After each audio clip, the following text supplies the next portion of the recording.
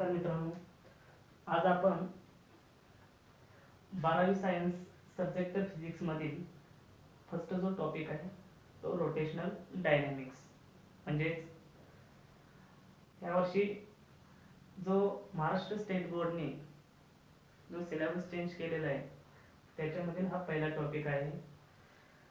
जो syllabus change झालेला आहे त्या 12वीच्या फिजिक्ससाठी या सिलेबस मध्ये एकूण आपल्याला 16 चॅप्टरचा स्टडी करायचा आहे. पण त्याच्यामधला हा पहिला टॉपिक रोटेशनल डायनॅमिक्स. आता जो ओल्ड सिलेबस होता त्या ओल्ड सिलेबस मध्ये जो पहिला जो टॉपिक होता तो सर्क्युलर मोशन आणि जो तिसरा जो टॉपिक होता तो रोटेशनल मोशन, असे दोन टॉपिक होते आपल्याला ओल्ड सिलेबस मध्ये 12वी साठी, सर्क्युलर मोशन आणि रोटेशनल मोशन. या दोन्हीचा जो कॉम्बिनेशन चॅप्टर आहे तो म्हणजे कोणता भेटला जातो आपल्याला, रोटेशनल डायनॅमिक्स. सर्क्युलर मोशन आणि जो रोटेशनल मोशन या दोन्हीचा कॉम्बिनेशन चॅप्टर कोणता असणार आहे, रोटेशनल डायनॅमिक्स.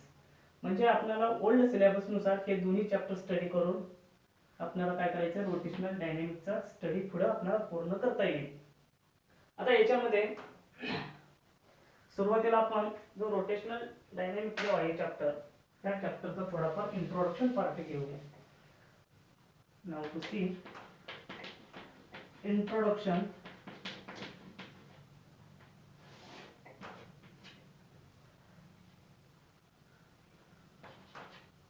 आता रोटेशनल डायनॅमिक्स या चॅप्टर मध्ये सुरुवातीला जो वर्ड आहे म्हणजे कोणता वर्ड आलेला आहे आपल्याला, रोटेशनल. आता एक साधी संकल्पना याच्यामध्ये, रोटेशनल किंवा रोटेशन म्हटलं की एक आपल्याला कल्पना लगेच येते की काहीतरी फिरणारी वस्तू आहे. आपण एखादी फिरणारी वस्तू असेल की ती रोटेशन मध्ये आहे असं समजून जातो आपण. म्हणजे एखादी फिरलेली वस्तू जर आपण पाहिली तर ती रोटेशनल मध्ये आहे असं गृहीत धरतो. म्हणजे याच्यामध्ये सुद्धा काय, या चॅप्टर मध्ये काहीतरी फिरणार आहे म्हणजे त्या फिरणाऱ्या घटकांचा काय करायचा आपल्याला याच्यामध्ये स्टडी करायचा आहे.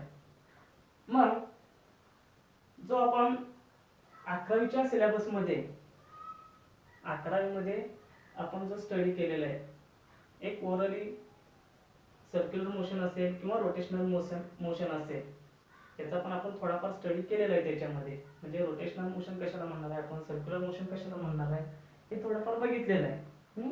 आता याच्यामध्ये डिटेल्स आपल्याला काय करायचं आहे, सर्क्युलर मोशन आणि रोटेशनल मोशन म्हणजेच काय ते आपल्याला स्टडी करायचं आहे. आता याच्यामध्ये सुरुवातीला जो वर्ड आलेला आहे कोणता आहे, रोटेशनल आहे. मग आपण मी मागाच्या करून उच्चार करतोय motion motion motion. Actually motion म्हणजेच काय, what do you mean by motion. आता बऱ्याच जणांना मोशन म्हणजे फक्त काय माहित आहे, गती. मोशन म्हणजेच काय, गती. गती म्हणजेच काय, एक उदाहरण देतो मी इथं. हा एक स्ट्रेट रोड आहे, राईट. त्या स्ट्रेट रोड वरती एक फॅन काय होते, मूव्ह होते.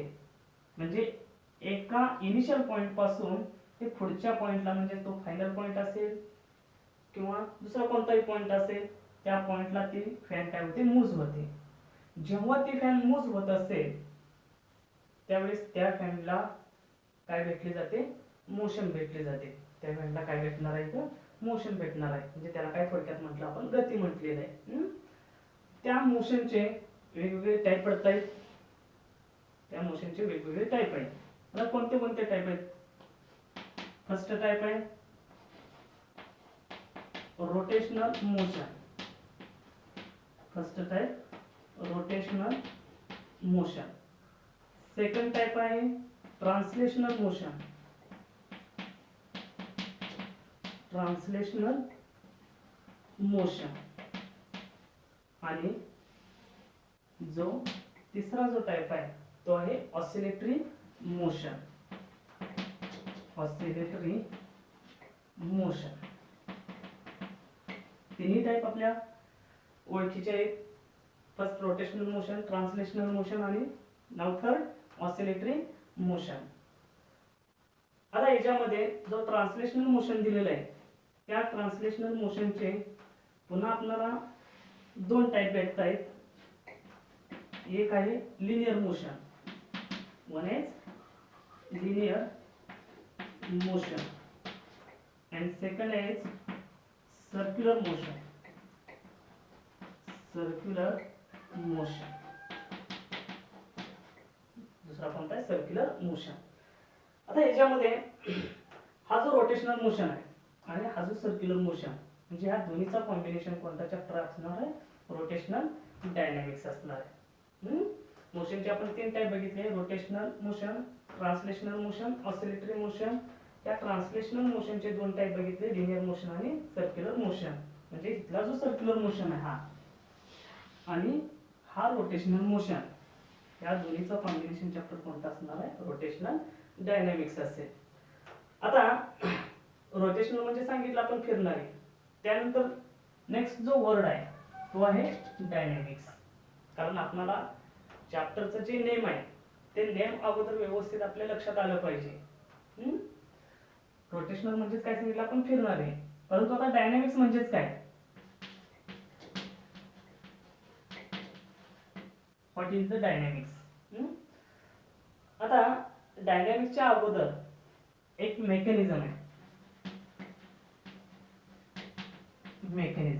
मेकॅनिझम म्हणजेच काय, सपोज एखादी मटेरियल बॉडी असेल, त्या मटेरियल बॉडीचा स्टडी करणे म्हणजेच काय म्हणतो आपण त्याला, मेकॅनिझम. म्हणजेच material of body, material of body याचा स्टडी म्हणजेच काय, मेकॅनिझम. म्हणजे डेफिनेशन सुद्धा आपल्याला याची सांगता येईल. It is a branch of science which deals with the study of material of body which is called as mechanism. साधी सिंपल डेफिनेशन आपण एक सांगितलेले. It is a branch of science which deals with the study material of body which is called as mechanism. त्याला काय म्हणणार आहे आपण, mechanism. त्याच्यानंतर त्या मेकॅनिझमचे वेगवेगळे टाइप पडत आहेत. मेकॅनिझमचे वेगवेगळे टाइप आहेत. फर्स्ट आहे rigid bodies, rigid bodies, rigid bodies. Second type आहे डिफॉर्मिंग बॉडीज, डिफॉर्मिंग बॉडीज. आणि तिसरा टाइप आहे फ्लुइड्स. फ्लुइड्स म्हणजे काय, प्रवाही पदार्थ म्हणतो आपण याला, प्रवाही पदार्थ, प्रवाही पदार्थ. नाउ लिसन केअरफुली. रिजिड बॉडीज, रिजिड म्हणजेच काय, कडक. रिजिड म्हणजेच काय, कडक. म्हणजे जी बॉडी कडक असते त्याला काय म्हणणार आहे आपण, रिजिड बॉडीज. आता ऍक्च्युली रिजिड बॉडीज कशी असणार आहे, उदाहरणार्थ माझ्या हातावरती एक चॉक ठेवलेला आहे, दुसऱ्या हाताने मी काय केला, त्या चॉकवरती एक फोर्स लावलेला आहे. फोर्स लावल्यानंतर ही जी बॉडी होती, ह्या बॉडीमध्ये मला कोणताही साईज आणि शेप चेंज झालेला भेटला नाही, म्हणजेच त्याला काय म्हणणार मी, रिजिड बॉडीज. म्हणजे ज्यावेळेस एखादा फोर्स लावल्यानंतर सुद्धा एखाद्या बॉडीचा शेप आणि साईज चेंज होत नाही, अशा बॉडीला काय म्हणतो आपण, रिजिड बॉडीज. म्हणजे इथं शेप आणि साईज चेंज होत नाही. Do not change shape and size, do not change shape and size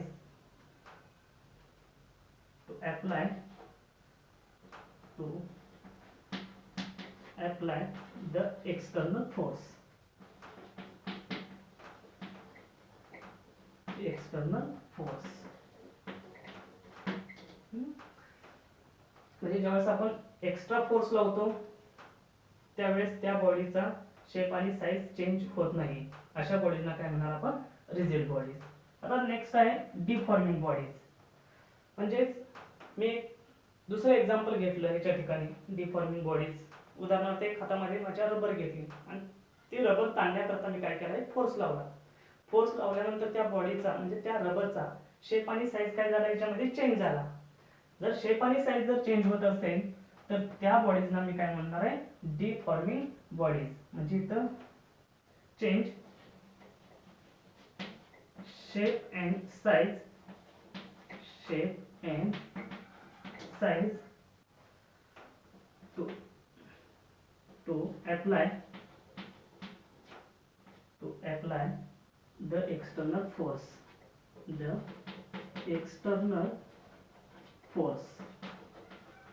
right. म्हणजे ज्यावेळेस आपण एखाद्या बॉडीवरती जर एक्स्ट्रा फोर्स अप्लाय केला असेल त्यावेळेस त्या बॉडीचा साईज आणि शेप काय होतो, चेंज होतो. अशा बॉडीजना काय म्हणणार आपण, डिफॉर्मिंग बॉडीज. आणि ज्या बॉडीवरती आपण एक्सटर्नल फोर्स लावलेला आहे परंतु त्या बॉडीचा शेप आणि साईज चेंज झालेला नाही, म्हणजे चेंज झालेला भेटत नाही, अशा बॉडीजना काय म्हणणार आपण, रिजिड बॉडीज. नेक्स्ट आहे फ्लुइड्स. आता फ्लुइड्स म्हणजे काय, प्रवाही पदार्थ. मग प्रवाही पदार्थ कोणते कोणते, सपोज लिक्विड असेल, गॅस असेल, प्लाझ्मा असेल, हे जे पदार्थ आहेत म्हणजे ते काय असणार आहे, फ्लुइड्स असणार आहे. आता याच्यामध्ये जो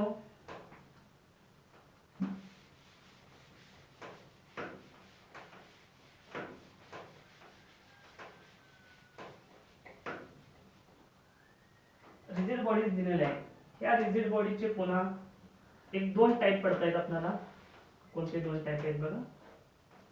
फर्स्ट आहे स्टॅटिक्स. स्टॅटिक म्हणजे याला काय म्हणतो आपण, स्थिर. याला काय म्हणणार आहे आपण, स्थिर. आणि दुसरा आहे कायनेटिक्स.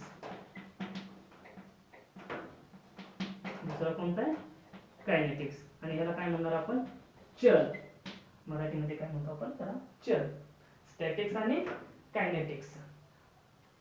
आता स्टॅटिक्स कधी म्हणणार आहे, ज्यावेळेस एखादी वस्तू एका ठिकाणी स्थिर थांबलेली असेल त्यावेळेस त्याला काय म्हणतो आपण, स्टॅटिक्स. कायनेटिक्स कधी म्हणणार आहे, जेव्हा एखादी वस्तू एका ठिकाणापासून दुसऱ्या ठिकाणी जात असेल त्यावेळेस त्याला काय म्हणणार आपण, कायनेटिक्स.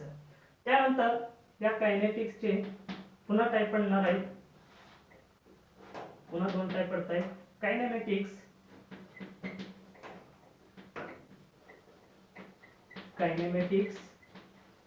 आणि सेकंड आहे डायनॅमिक्स. कायनेमॅटिक्स and dynamics. आता याच्यामध्ये जो कायनेमॅटिक्स आहे, आता कायनेमॅटिक्स कशाला म्हणणार आपण, बघा. मी एक एक्झाम्पल घेतला, हातावरती माझ्या डस्टर ठेवलेला आहे. ह्या डस्टरला मला काय करायचं आहे, पुढे न्यायचं आहे. पुढे न्यायचं असेल तर मला काय करावं लागणार आहे, फोर्स लावावा लागणार आहे.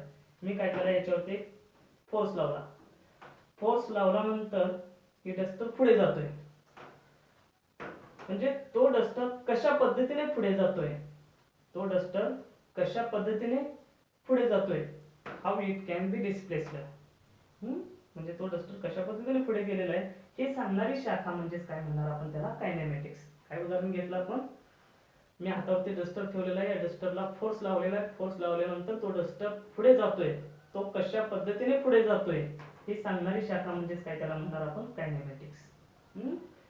त्याच्यानंतर पुढचा आहे डायनॅमिक्स. तर डायनॅमिक्सला सुद्धा मी काय केलं, बरोबर एक हातावरती एक्झाम्पल घेतलं, एक हातावरती मी डस्टर घेतलेला आहे. त्या डस्टरला मी फोर्स लावलेला आहे. फोर्स लावल्यानंतर तो डस्टर पुढे जातोय. तो कोणत्या कारणामुळे पुढे जातोय, हा डस्टर कोणत्या कारणामुळे पुढे जातोय, कोणत्या कारणामुळे पुढे जातोय, फोर्स. That is force. कारण मी फोर्स लावल्यामुळे तो पुढे जातोय, दिस इज द रिझन. ही सांगणारी शाखा म्हणजेच कोणती असणार आहे, डायनॅमिक्स. कशा पद्धतीने पुढे जातोय ते म्हणजेच काय, कायनेमॅटिक्स. आणि कोणत्या कारणामुळे पुढे जातोय ते म्हणजेच काय असणार आहे, डायनॅमिक्स असेल. म्हणजे तो डस्टर पुढे गेलेला आहे परंतु कोणत्या कारणामुळे, फोर्स. मग तो फोर्स कोणत्या पद्धतीचा आहे आणि त्याच्यावरून आपल्याला त्याचे इफेक्ट काय भेटणार आहे हे सांगणारी शाखा म्हणजेच कोणते, डायनॅमिक्स. ह्यालाच काय म्हणतो आपण, डायनॅमिक्स. म्हणजे study of forces and its effect. म्हणजे त्या फोर्सेसचा स्टडी करणे आणि त्याचे इफेक्ट, त्याला काय म्हणणार आपण, डायनॅमिक्स. मग याची डेफिनेशन सुद्धा आपल्याला सांगता येईल. It is the branch of science which deals with the study of forces. म्हणजे जेवढे फोर्सेस असणार आहेत त्या फोर्सेसचा काय करायचा स्टडी, म्हणजे जो काही कोणता फोर्स लागत असेल त्या फोर्सचा काय करायचा स्टडी आणि त्याचे effect. It is the branch of science which deals with the study of forces and its effect which is called as dynamics. म्हणजेच रोटेशनल डायनॅमिक्स. आता रोटेशनल म्हणजे काय सांगितलं आपण, फिरणारे. त्या फिरणाऱ्या मागची कारणे म्हणजे कोणते असणार आहेत, फोर्सेस असणार आहेत. रोटेशन कशामुळे भेटणार आहे आपल्याला, फोर्सेसमुळे. मग ते फोर्सेस कोणते आहेत त्याचा स्टडी आणि त्याचे इफेक्ट म्हणजेच कोणता चॅप्टर असणार आहे, rotational dynamics. This is the introduction part. Clear, आलं लक्षात?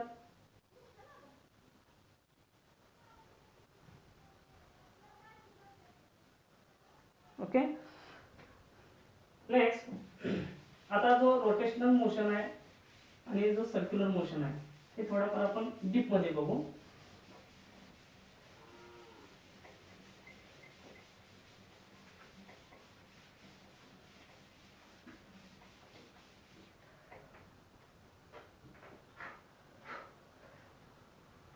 सुरुवातीला सर्क्युलर मोशन घेतो इथं. Circular motion. ऍक्च्युअली आपण सर्क्युलर मोशन कशाला म्हणणार आहे, एक उदाहरण सांगितलं मी इथं. बघा, हा एक सर्कल आहे. हा काय घेतलेला एक सर्कल आहे. आता या सर्कलचा हा जो पॉइंट आहे त्या पॉइंटला नाव दिलेलं आहे ए. इथला जो पॉइंट आहे हा पॉइंट आहे बी. इथला जो पॉइंट आहे हा पॉइंट आहे सी आणि हा पॉइंट कोणता आहे, डी पॉइंट आहे. आता या ए पॉइंट वरती मी इथे एक मुलगा कन्सिडर केला, म्हणजे इथे एक मुलगा उभा आहे. त्या मुलाला ह्या बरोबर ह्या सर्क्युलर ट्रॅक वरती काय करायचं आहे, रनिंग करायचं आहे. मग तो मुलगा स्टार्टिंगला ए पॉइंट पासून ही डायरेक्शन आहे, त्या डायरेक्शन तो काय करतोय, रनिंग करतोय. मग ए पॉइंट पासून तो सुरुवातीला बी पॉइंटला येईल, बी पॉइंट पासून सी पॉइंटला येणार आहे, सी पॉइंट पासून डी पॉइंटला येईल, डी पॉइंट पासून ए पॉइंटला येणार आहे. बरोबर आहे. आता ए पॉइंट पासून ज्यावेळेस त्या मुलानं रनिंग स्टार्ट केलेली आहे आणि बी पॉइंट पर्यंत येतोय त्यावेळेसचं स्पीड जे आहे, ह्यांच्यामधले जे स्पीड आहे ते स्पीड आहे 5 मीटर पर सेकंद. पुन्हा बी पॉइंट पासून सी पॉइंट पर्यंत सुद्धा स्पीड कंटिन्यूअस तेच आहे 5 मीटर पर सेकंद. पुन्हा इथं सुद्धा स्पीड तेच आहे 5 मीटर पर सेकंद. पुन्हा इथं सुद्धा स्पीड तेच आहे 5 मीटर पर सेकंद. म्हणजे सगळीकडे स्पीड त्या पॉइंटला कसं आहे, ए पॉइंट असेल, बी पॉइंट असेल, सी पॉइंट असेल, डी पॉइंट असेल, प्रत्येक ठिकाणी त्या मुलाचं रनिंग करण्याचं जे स्पीड आहे ते स्पीड कसं आहे, कॉन्स्टंट आहे. स्पीड काय इथं कॉन्स्टंट आहे. मग ज्यावेळेस एका कॉन्स्टंट स्पीडनं तो मुलगा रनिंग जर कव्हर करत असेल त्यावेळेची जी मोशन असणार आहे त्या मोशनला काय म्हणणार आपण, सर्क्युलर मोशन. त्या मोशनला काय म्हणायचंय, सर्क्युलर मोशन. मग याची डेफिनेशन पण आपल्याला सांगता येईल. The motion of a particle along the circumference of a circle with constant speed which is called as circular motion. काय सांगितलं डेफिनेशन आपण, the motion of a particle along the circumference of a circle with a constant speed which is called as circular motion. म्हणजे ज्यावेळेस एखादा particle सर्कलच्या circumference वरती move होत असेल आणि त्या पार्टिकलचं जे स्पीड आहे ते स्पीड जर कॉन्स्टंट असेल तर त्या मोशनला काय म्हणणार आपण, सर्क्युलर मोशन. राईट. मग एक एक्झाम्पल मी देतो इथं. Earth is revolving around the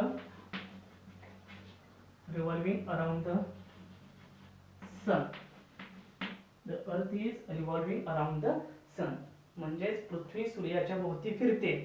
हे एक्झाम्पल कशाचं आहे, सर्क्युलर मोशन. जेव्हा पृथ्वी सूर्याच्या भोवती फिरत असेल त्यावेळेस ती सुद्धा एका कॉन्स्टंट स्पीडने फिरली जाते. म्हणजे त्याची मोशन कशी असणार आहे, कॉन्स्टंट स्पीड असणार आहे. सॉरी, स्पीड कॉन्स्टंट असेल म्हणजे त्या मोशनला काय म्हणणार आपण, सर्क्युलर मोशन. क्लियर. आता या सर्क्युलर मोशनच्या दोन कॅरेक्टरिस्टिक्स आहेत.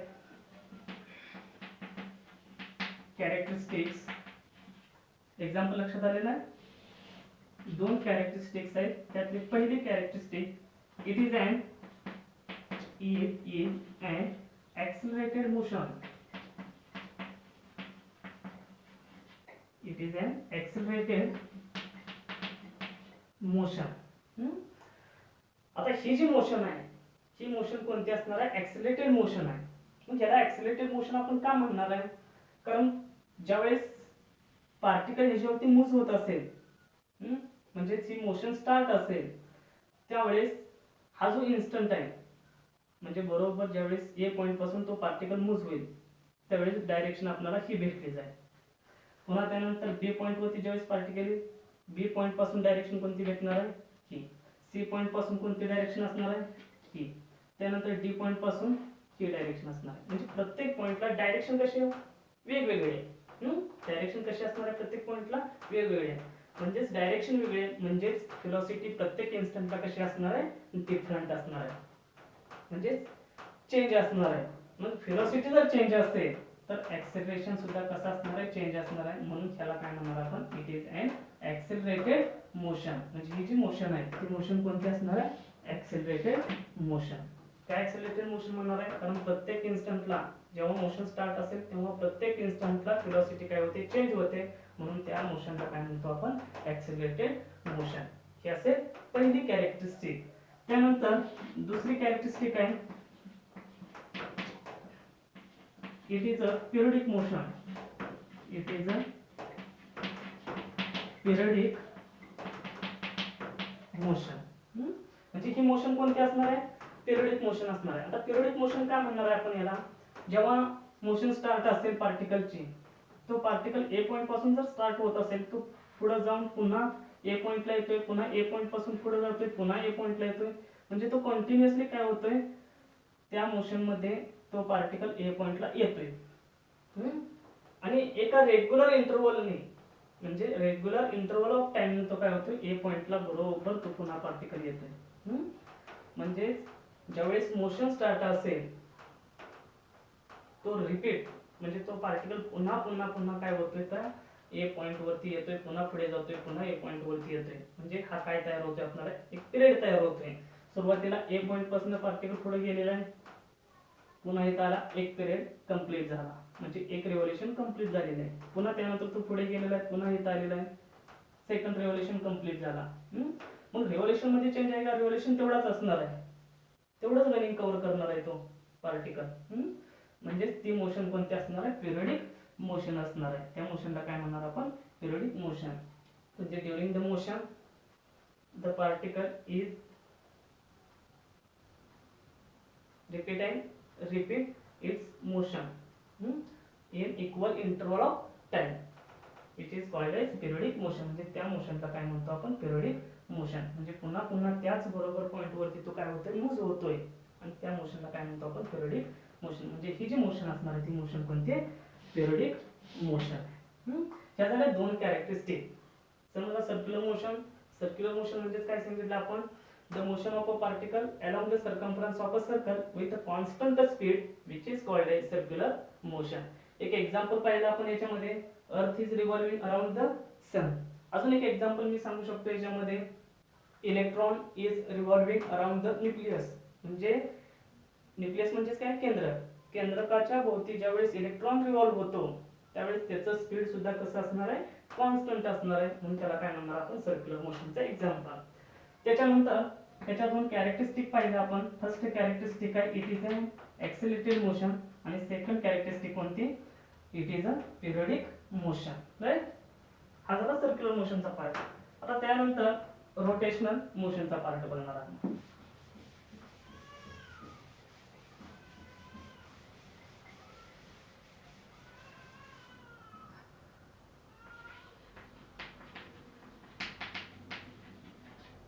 Rotational motion.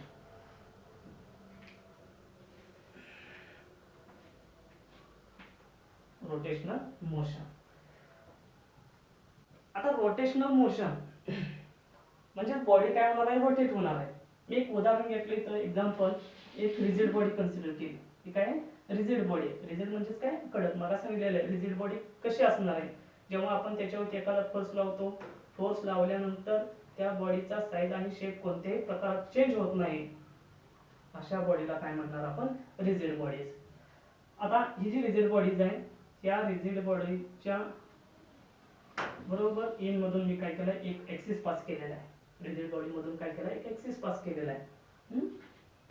हा काय ऍक्सिस, ठीक आहे, ऍक्सिस पास केलेला आहे. आता जेव्हा रिजिड बॉडी ह्या ऍक्सिसच्या हेल्पने काय होते, मूव्ह होते किंवा रोटेट होते. जेव्हा एखादी रिजिड बॉडी ह्या ऍक्सिसच्या सहाय्याने काय होते, रोटेट होते, त्यावेळेस त्या रिजिड बॉडीला जी मोशन भेटली जाते त्यावेळेस त्याला काय म्हणतो आपण, रोटेशनल मोशन. म्हणजे एक उदाहरण बघा, मी हातामध्ये एक दगड घेतला, दगड सुद्धा काय रिजिड बॉडीचं एक्झाम्पल आहे. दगड घेतला आणि त्या दगडावर काय करायचं, मला फेकायचं आहे, म्हणजे असं फिरवून टाकायचं आहे. दगड मी असा हातामध्ये पकडला, बरोबर मी त्याला काय करणार आहे, मी एका कडेला असं धरणार नाही टाकण्यासाठी, मी काय करणार, बरोबर त्याला हाताच्या मध्यभागी पकडणार आहे. हा काय असणार, त्याचा ऍक्सिस असणार आहे. त्या ऍक्सिसच्या साहाय्याने मी काय करतो, त्याला रोटेट करतोय. मग ज्यावेळेस मी त्याला फेकणार आहे त्यावेळेस मी त्याला अशा पद्धतीत काय करणार आहे, रोटेट करणार आहे. म्हणजे हा रोटेशन ऍक्सिस मी इथे दाखवलेला आहे. मग ज्यावेळेस मी त्याला रोटेशन ऍक्सिस मध्ये घेऊन फेकणार आहे त्यावेळेस बरोबर ही रिजिड बॉडी म्हणजे हा जो दगड आहे अशा टाइप मध्ये काय होईल, तो रोटेट होईल. अशा टाइप मध्ये रोटेट होणार आहे. मग ही जी डायरेक्शन आहे, ही डायरेक्शन कोणती आहे, अँटी क्लॉकवाईज डायरेक्शन. ही डायरेक्शन कोणती असणार आहे, अँटी क्लॉकवाईज डायरेक्शन असेल. म्हणजे तो दगड मूव्ह होताना किंवा रोटेट होताना कोणत्या डायरेक्शन मध्ये मूव्ह होईल, अँटी क्लॉकवाईज डायरेक्शन मध्ये. राईट, ह्याला काय म्हणणार थोडक्यात आपण, ह्या मोशनला रोटेशनल मोशन. क्लिअर. आता त्यानंतर कायनेमॅटिक्स ऑफ सर्क्युलर मोशन, पुढचा पॉइंट आहे kinematics of circular motion. Introduction समजलं. त्यानंतर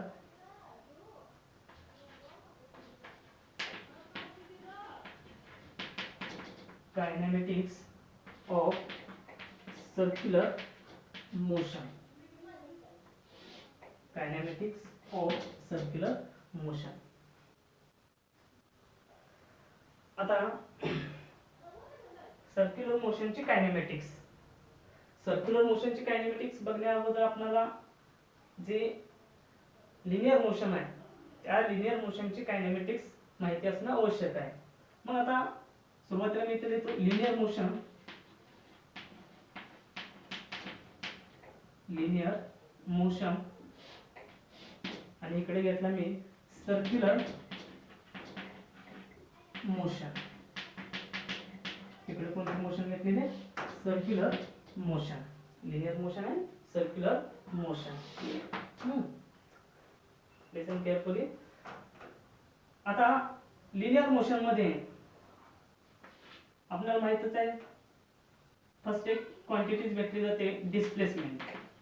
कोणती क्वांटिटी असणार आहे, डिस्प्लेसमेंट. सेकंड क्वांटिटी कोणती असणार आहे, व्हेलॉसिटी. सेकंड क्वांटिटी कोणती, व्हेलॉसिटी. आणि तिसरी क्वांटिटी कोणती असणार आहे, ऍक्सेलरेशन. तिसरी क्वांटिटी कोणती, ऍक्सेलरेशन. आता तसा सर्क्युलर मोशन मध्ये सुद्धा आपल्याला तीन क्वांटिटी असणार आहेत. पहिली कोणती असणार आहे, इकडे डिस्प्लेसमेंट असेल, लिनियर डिस्प्लेसमेंट असेल तर इकडे कोणता भेटतो, angular displacement. Angular displacement. First कोणता असणार आहे, अँग्युलर डिस्प्लेसमेंट. सेकंड कोणता असणार आहे, अँग्युलर व्हेलॉसिटी. Angular velocity. आणि now third angular acceleration. Angular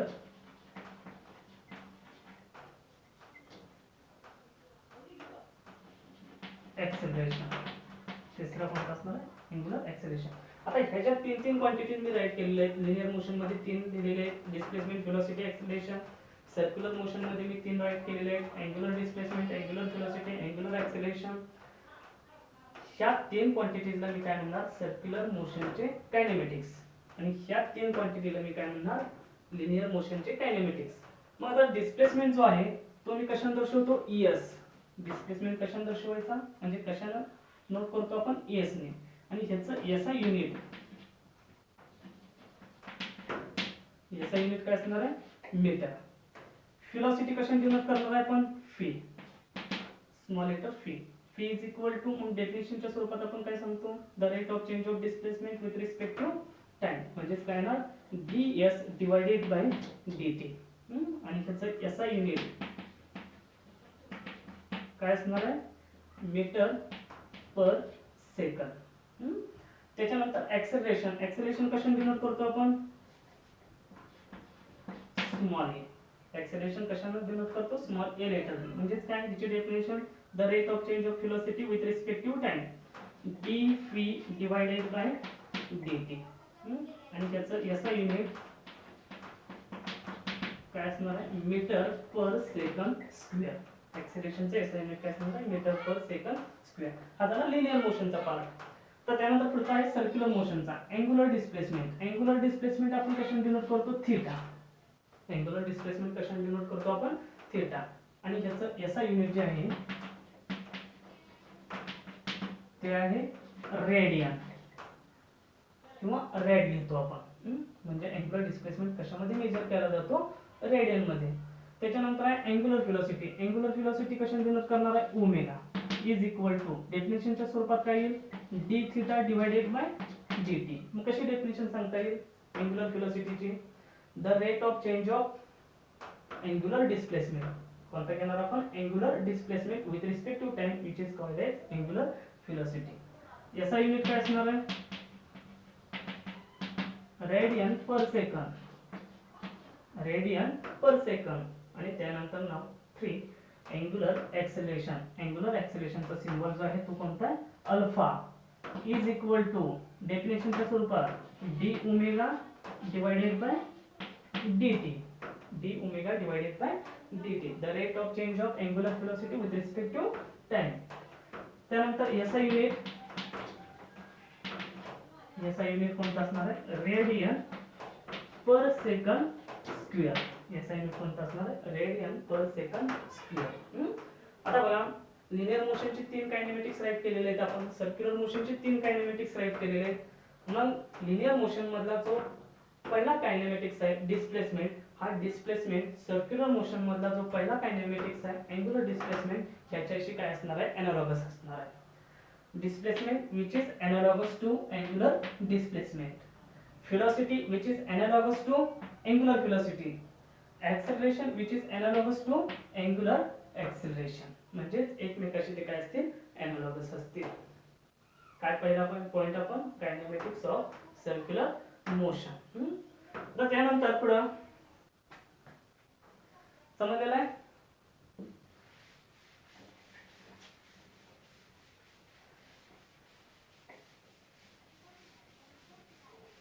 आता याच्यामध्ये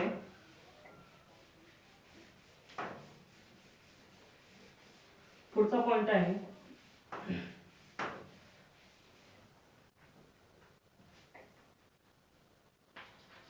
relation between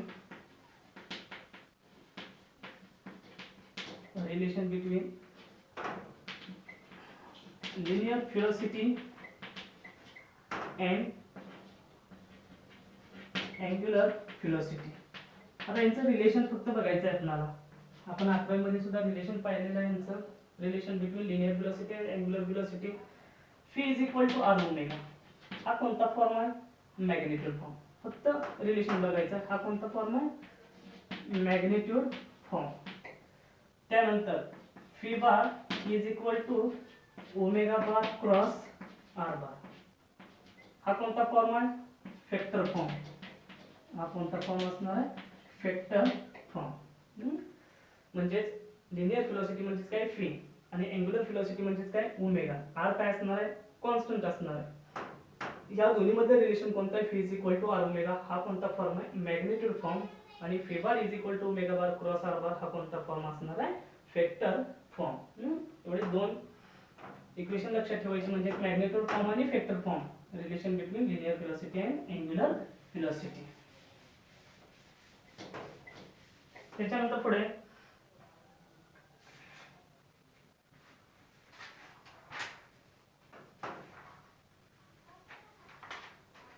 direction of angular velocity. Next time direction of angular velocity. Direction of angular velocity.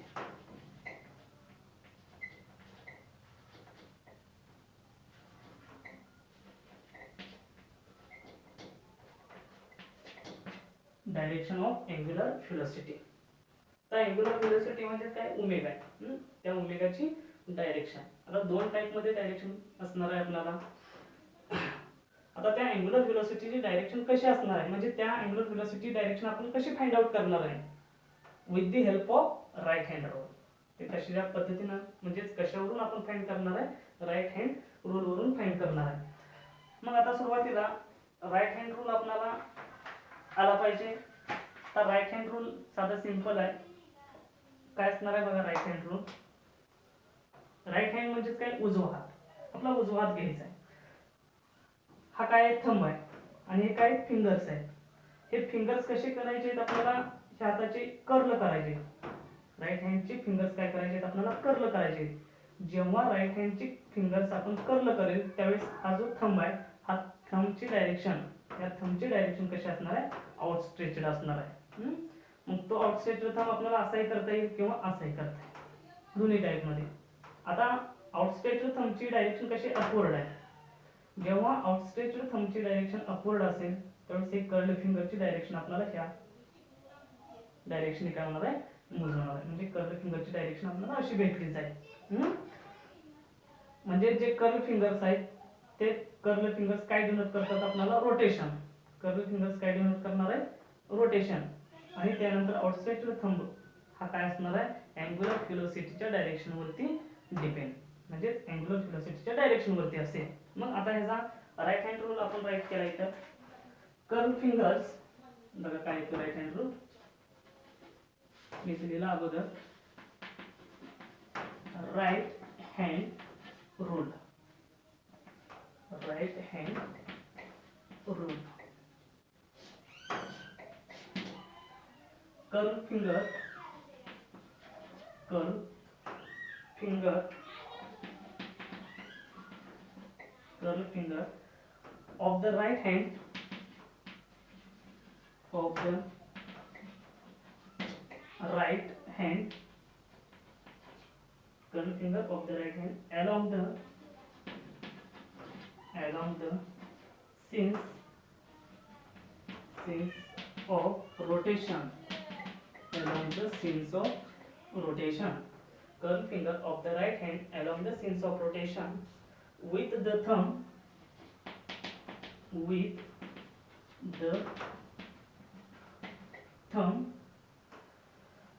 outstretched,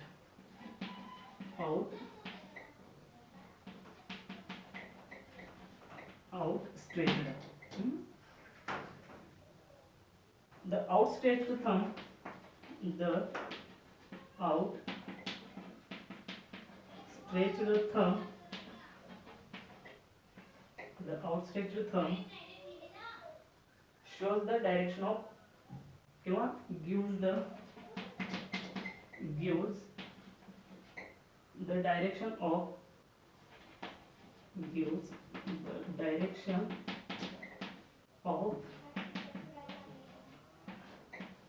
omega bar, gives the direction of omega bar. आता याच्यामध्ये काय सांगितलेलं आहे आपण right hand rule. Curl finger of the right hand along the sense of rotation.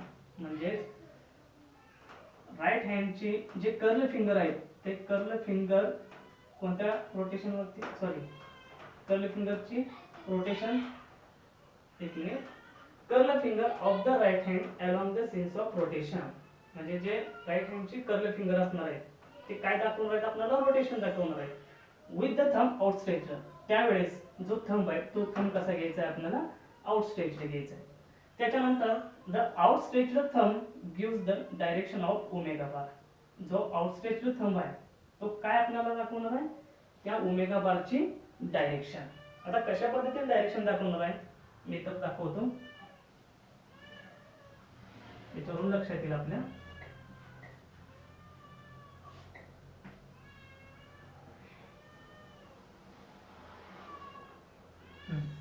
तर ते दोन circle घेतलेले आहेत मी. सपोज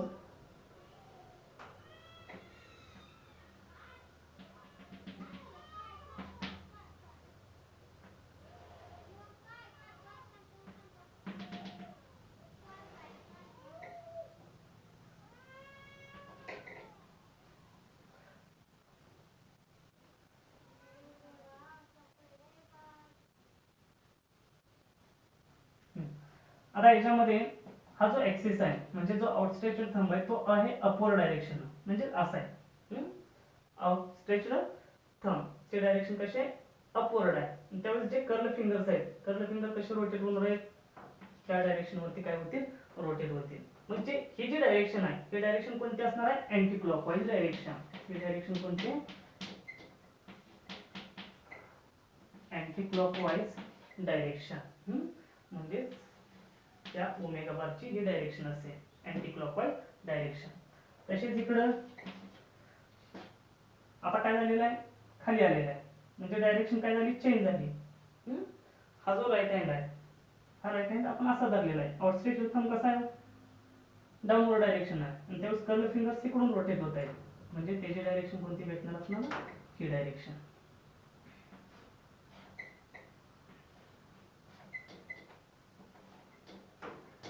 ओके, म्हणजे हा काय असणार, क्लॉकवाईज.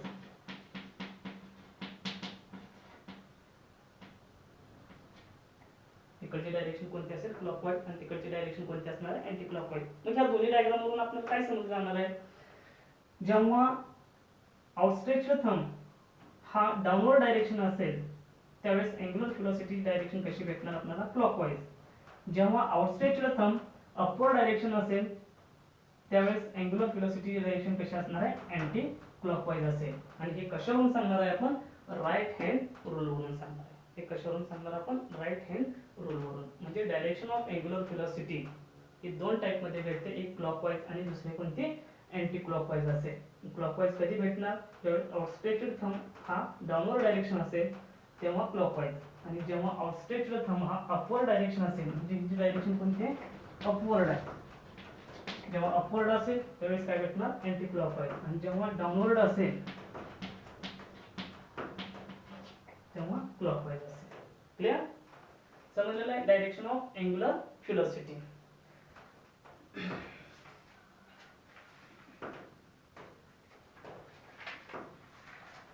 म्हणजे जो अँग्युलर व्हेलॉसिटी जी डायरेक्शन आहे ते आपण कशाच्या द्वारे फाइंड करू शकतो, राईट हँड रूलच्या द्वारे. क्लियर. नेक्स्ट आहे uniform circular motion. Uniform circular motion. आता मागा जो पाहिलेला आहे आपण सर्क्युलर मोशन, त्याच्यामध्ये जे दोन टाइप आहेत, युनिफॉर्म सर्क्युलर मोशन आणि non uniform circular motion.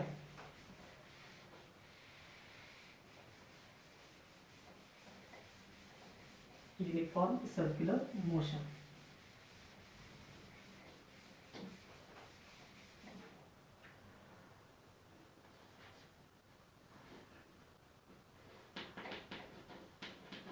Uniform circular motion. कोणती मोशन असणार आहे, युनिफॉर्म सर्क्युलर मोशन. आणि शॉर्ट फॉर्म मध्ये आपण त्याला काय लिहितो, UCM, युनिफॉर्म सर्क्युलर मोशन. आता युनिफॉर्म सर्क्युलर मोशन कधी असणार आहे, जेव्हा मोशन ही स्टार्ट असेल, मोशन काय स्टार्ट असेल आणि त्याच्यामध्ये त्याचं जे स्पीड आहे ते स्पीड जर कॉन्स्टंट असेल, जेव्हा मोशन स्टार्ट असेल त्या मोशनचं स्पीड जर कॉन्स्टंट असेल त्यावेळेस त्याला काय म्हणणार आपण, युनिफॉर्म सर्क्युलर मोशन. म्हणजे याची डेफिनेशन आपण राईट करत आहे, ड्युरिंग सर्क्युलर मोशन. व्यवस्थित एक पॉइंट घेऊ आपण, during circular motion, in short form मध्ये लिहिलेलं आहे circular motion, CM. During circular motion if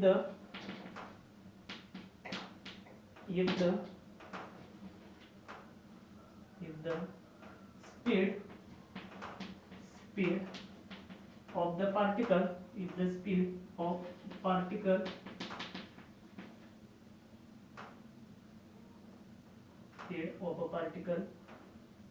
constant, if the speed of the particle the constant at a constant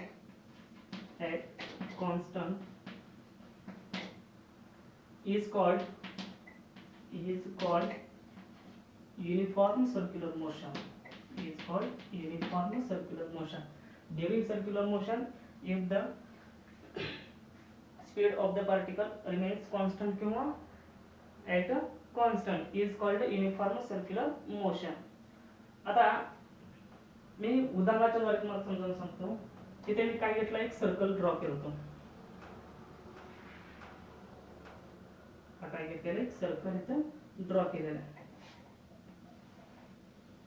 okay, हा सर्कल ड्रॉ केलेला आहे. मग एक एक्झाम्पल पाहिलं होतं. पहिला आपण सुरुवातीला A point, B point, C point, D point. जसं मग मी सांगितलं तुम्हाला, ए पॉइंट पासून बी पॉइंट किंवा बी पॉइंट पासून सी पॉइंट, सी पॉइंट पासून डी पॉइंट, डी पॉइंट पासून ए पॉइंट, प्रत्येक ठिकाणी जर स्पीड कॉन्स्टंट असेल तर त्याला काय म्हणणार आहे आपण, युनिफॉर्म सर्क्युलर मोशन. मग ए पॉइंट पासून बी पॉइंट असेल, बी पॉइंट पासून सी पॉइंट असेल, सी पॉइंट पासून डी पॉइंट, डी पॉइंट पासून ए पॉइंट. परंतु आता ही जी डायरेक्शन आहे ही आहे व्हेलॉसिटीची डायरेक्शन. पुन्हा इकडं ही व्हेलॉसिटी डायरेक्शन आहे, ही व्हेलॉसिटी डायरेक्शन आहे, ही व्हेलॉसिटी डायरेक्शन आहे. प्रत्येक ठिकाणी व्हेलॉसिटीचा जो पाथ आहे किंवा जी डायरेक्शन आहे ती सेम आहे का, एकाच इन्स्टंट वरती आहे का व्हेलॉसिटी, नाही. प्रत्येक पॉइंटला त्याची डायरेक्शन काय होते, चेंज होते. प्रत्येक पॉइंटला त्याची डायरेक्शन काय होते, चेंज होते. कारण व्हेलॉसिटी ही क्वांटिटी कोणती आहे, वेक्टर क्वांटिटी आहे. आणि स्पीड कसली क्वांटिटी आहे, स्केलर क्वांटिटी आहे.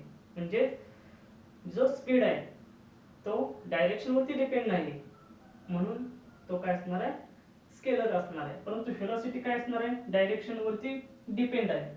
म्हणून ही क्वांटिटी कोणती, वेक्टर क्वांटिटी. म्हणजे प्रत्येक ठिकाणी वेक्टर आपल्याला काय झालेलं आहे, वेगळं आलेलं आहे.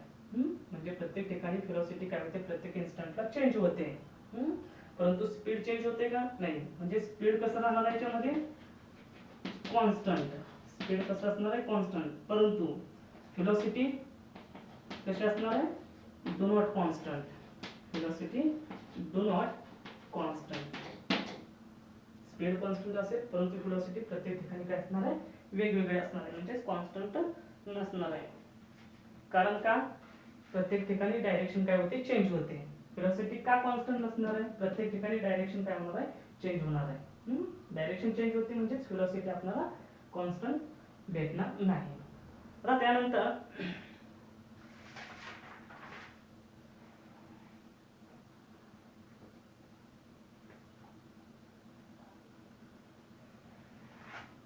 आता जी व्हेलॉसिटी आहे, ही व्हेलॉसिटी जो पाथ असणार आहे, हा जो पाथ आहे त्या पाथला बरोबर काय भेटते, टँजंट भेटला जातो. म्हणजे टँजेन्शियल व्हेलॉसिटी आपण त्याला म्हणतो. म्हणजे जी व्हेलॉसिटीची डायरेक्शन आहे ही व्हेलॉसिटी डायरेक्शन बरोबर त्या पाथला काय भेटले जाते, एक टँजंट भेटला जातो. म्हणजे ती व्हेलॉसिटी टँजंटच्या स्वरूपात भेटते. म्हणजे त्याला काय म्हणणार आपण, टँजेन्शियल एक्सेलरेशन.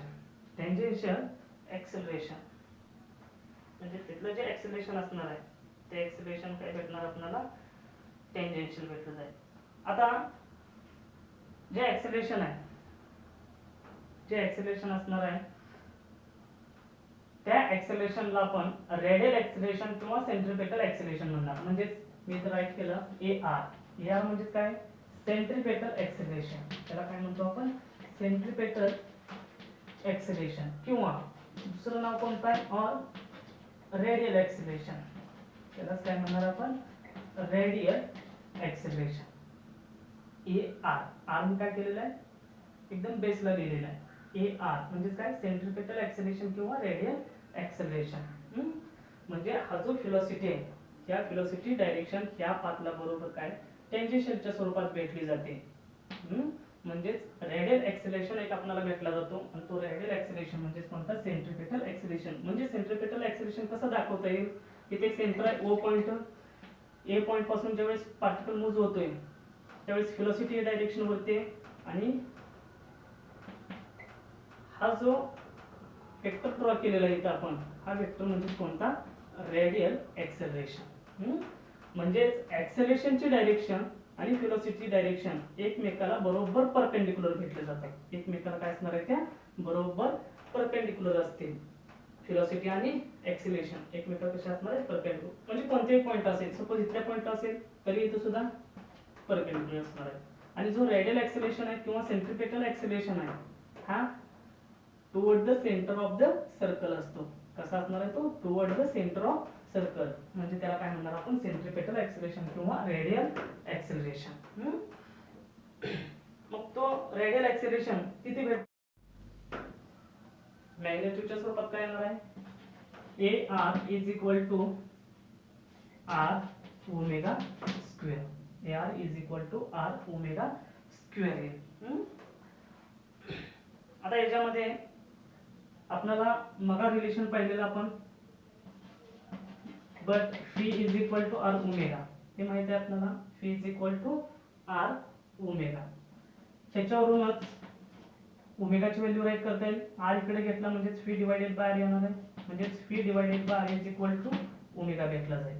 हे ओमेगाची व्हॅल्यू आपण बरोबर वरच्या इक्वेशन मध्ये काय केली, पुट अप केली. म्हणजे काय येईल, A R is equal to R, आता ओमेगाचा स्क्वेअर म्हणजे फीचा स्क्वेअर आणि आरचा स्क्वेअर येणार आहे. Phi square divided by R square. एक आर ला काय झालं इथं कॅन्सल झालेलं आहे. म्हणजे काय येणार, phi square divided by R. काय आलेलं आहे, phi square divided by R आलेलं आहे इथं. Right, clear. त्याच्यानंतर पुढं फीची व्हॅल्यू पुन्हा आपल्याला पुट अप करता येईल. Phi square divided by R आलेला आहे.